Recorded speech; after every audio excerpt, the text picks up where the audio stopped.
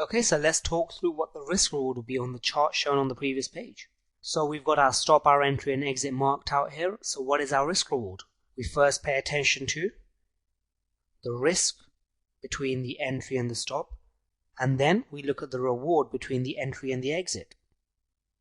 So let's see, going along the dotted line, we see that our stop is at 1.0324.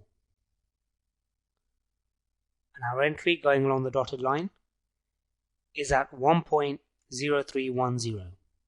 So let's leave the 1 before the decimal place and let's just look at the 0324 and the 0310. How many pips in between? We can even forget the 0 before the 324 and the 310 and just look at them as 324 and 310. That makes 14 pips between our stop and our entry. What about our exit? Our exit is at 1.0268.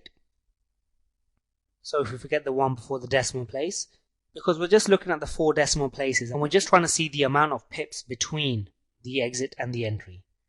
So we can see that the entry is at 310 and the exit's at 268. How many pips is that? That is 42 pips between the entry and the exit. So our risk is 14 pips and our reward is 42 pips. So what's our risk reward? Our risk reward is our reward divided by our risk. 42 divided by 14 is 3.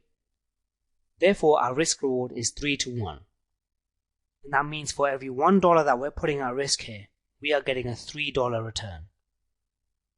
So I'm sure you got that right. If you didn't, you may want to go over the risk reward section again, as this is a very, very important component here that you need to understand.